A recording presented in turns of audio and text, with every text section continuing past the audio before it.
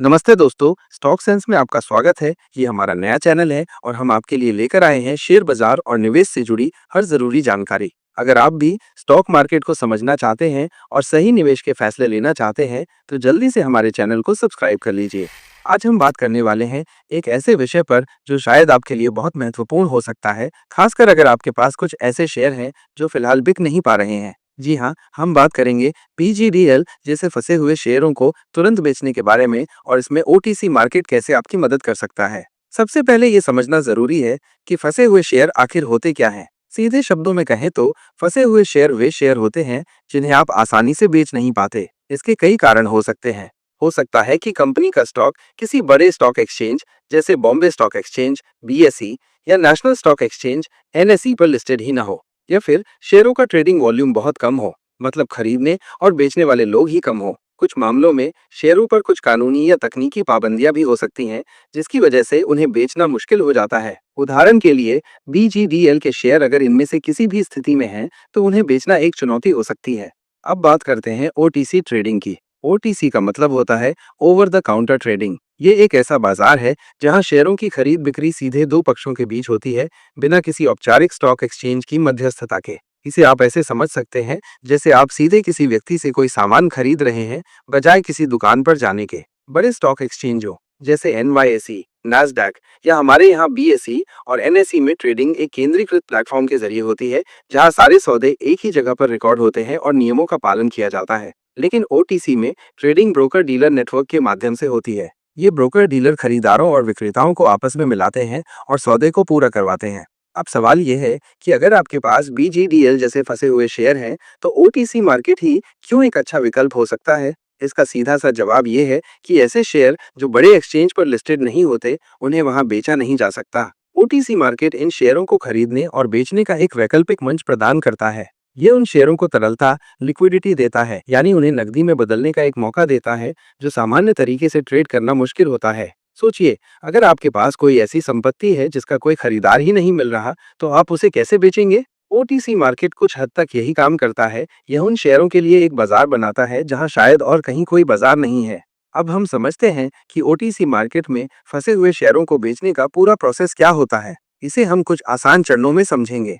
सबसे पहला और सबसे महत्वपूर्ण कदम है एक ऐसे ब्रोकर डीलर की तलाश करना जो ओटीसी ट्रेडिंग में विशेषज्ञ हो। ये ब्रोकर ही आपके और खरीदार के बीच मध्यस्थ की भूमिका निभाएंगे। वे आपके लिए संभावित खरीदारों को ढूंढेंगे और लेन देन को सुचारू रूप से पूरा करवाएंगे। आप अपने मौजूदा ब्रोकर से पूछ सकते हैं कि क्या वे ओटीसी ट्रेडिंग की सुविधा देते हैं। अगर नहीं, तो आपको ऑनलाइन ऐसी फर्म्स की जांच करनी होगी जो ये सेवा प्रदान करती हैं। कुछ प्रमुख ओटीसी ब्रोकर डीलर्स की जानकारी आपको इंटरनेट पर मिल सकती है। ब्रोकर का चुनाव करते समय उसकी प्रतिष्ठा और अनुभव को ध्यान में रखना बहुत जरूरी है। एक बार जब आपको ब्रोकर मिल जाए, तो अगला कदम ये सुनिश्चित करना है कि आपके शेयर ओटीसी ट्रेडिंग के लिए योग्य हैं भी या नहीं। कुछ शेयरों पर ऐसी पाबंदियां हो सकती हैं जो उन्हें ओटीसी में ट्रेड करने से रोकती हैं। उदाहरण के लिए हो सकता है कि कंपनी के कुछ आंतरिक नियम हो या फिर नियामकीय बाधाएं हों। इसकी पुष्टि आपको अपने ब्रोकर से करनी होगी। ब्रोकर आपके शेयरों की डिटेल्स लेकर ये जांच करेगा कि क्या उन्हें ओटीसी मार्केट में बेचा जा सकता है। यहाँ पर एक बहुत जरूरी बात है, ओटीसी ट्रेडिंग में कुछ अंतर्निहित जोखिम होते हैं जिन्हें समझना बहुत जरूरी है। सबसे बड़ा जोखिम है कम तरलता का। जैसा कि मैंने पहले बताया, ओटीसी शेयरों में ट्रेडिंग वॉल्यूम अक्सर बहुत कम होता है। इसका मतलब है कि अगर आप बड़ी संख्या में शेयर बेचना चाहते हैं, तो आपको खरीदार ढूंढने में काफी समय लग सकता है और इसकी वजह से आपको शेयरों की कीमत भी कम मिल सकती है। दूसरा जोखिम है पारदर्शिता की कमी। बड़े एक्सचेंजों पर शेयरों की कीमतें और ट्रेडिंग से जुड़ी जानकारी आसानी से उपलब्ध होती है, जिससे आपको पता चलता रहता है कि शेयर का सही मूल्य क्या है। लेकिन ओटीसी में यह जानकारी इतनी आसानी से उपलब्ध नहीं होती। इससे आपको अपने शेयरों का सही मूल्य का अंदाजा लगाना मुश्किल हो सकता है और यह संभव है कि आप उन्हें उनकी वास्तविक कीमत से कम पर बेच दें। तीसरा और एक महत्वपूर्ण जोखिम है धोखाधड़ी का खतरा। ओटीसी मार्केट में बड़े एक्सचेंजों की तरह कड़ी निगरानी नहीं होती है, इसलिए यहाँ पर धोखाधड़ी की संभावना थोड़ी ज्यादा रहती है। इसीलिए ये बहुत जरूरी है कि आप एक भरोसेमंद ब्रोकर का चुनाव करें और लेन देन करते समय पूरी सावधानी बरतें। किसी भी ऐसे ब्रोकर पर भरोसा न करें जो आपको बहुत ज्यादा रिटर्न का वादा करे या जो अपारदर्शी तरीके से काम करे। एक बार जब आपने ब्रोकर चुन लिया है, शेयरों की पात्रता जांच ली है और जोखिमों को समझ लिया है, तो अगला कदम है ट्रेड को पूरा करना। आपका ब्रोकर आपके लिए संभावित खरीदारों को ढूंढेगा। जब कोई खरीदार मिल जाता है तो ब्रोकर आपके और खरीदार के बीच कीमत और अन्य शर्तों पर बातचीत करवाएगा। एक बार जब आप और खरीदार दोनों सहमत हो जाते हैं तो ब्रोकर लेन देन को पूरा करेगा। इसमें शेयरों का हस्तांतरण आपके डीमैट अकाउंट से खरीदार के डीमैट अकाउंट में होगा और आपको आपके शेयरों की कीमत मिल जाएगी। यहाँ पर एक बात ध्यान देने वाली है, आपने कहा तुरंत बेचें, लेकिन ओटीसी मार्केट में तुरंत का मतलब ये नहीं है कि बिक्री तुरंत हो जाएगी। यह बाजार की स्थिति और खरीदार की उपलब्धता पर निर्भर करता है। हो सकता है कि खरीदार मिलने में कुछ समय लगे।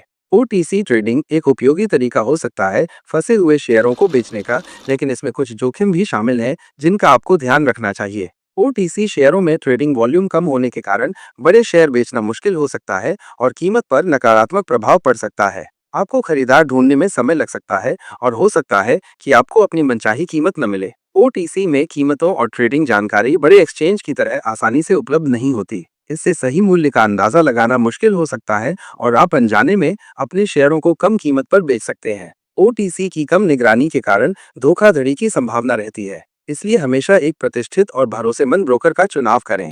किसी भी ऐसे ऑफर से सावधान रहें जो बहुत लुभावना लगे या जिसमें बहुत ज्यादा दबाव डाला जा रहा हो। ओटीसी मार्केट में बिड आस्क स्प्रेड यानी खरीद और बिक्री की कीमत का अंतर बड़े एक्सचेंजों की तुलना में ज्यादा हो सकता है। इसका मतलब है कि आपको बेचने पर कम कीमत मिल सकती है और खरीदने पर ज्यादा कीमत चुकानी पड़ सकती है। बीजीडीएल जैसे फंसे हुए शेयरों को ओटीसी मार्केट के जरिए बेचना एक प्रभावी तरीका हो सकता है, जिससे आप उन शेयरों को नकदी में बदल सकते हैं जो सामान्य रूप से बिक्री योग्य नहीं है। ये एक ऐसा रास्ता है जो आपको उन संपत्तियों से छुटकारा दिलाने में मदद कर सकता है जो आपके पोर्टफोलियो में अटकी हुई हैं। हालांकि इस प्रक्रिया में शामिल जोखिमों को समझना और सही ब्रोकर डीलर के साथ काम करना बहुत जरूरी है। तुरंत बेचने की चाहत रखते हुए भी ये ध्यान रखें कि बिक्री की गति बाजार और खरीदार पर निर्भर करती है। धैर्य रखना और सावधानी बरतना इस प्रक्रिया में महत्वपूर्ण है। ओटीसी ट्रेडिंग में उतरने से पहले अपनी तरफ से पूरी जांच पड़ताल जरूर करें। अलग अलग ब्रोकरों से बात करें, उनकी फीस और सेवाओं के बारे में जानकारी लें और उनकी प्रतिष्ठा की जांच करें। अगर आपको शेयर बाजार की अच्छी समझ नहीं है तो किसी वित्तीय सलाहकार से सलाह लेना हमेशा एक अच्छा विचार होता है। वे आपको आपकी स्थिति के अनुसार सही मार्गदर्शन दे सकते हैं और ओटीसी ट्रेडिंग से जुड़े जोखिमों को बेहतर ढंग से समझने में मदद कर सकते हैं।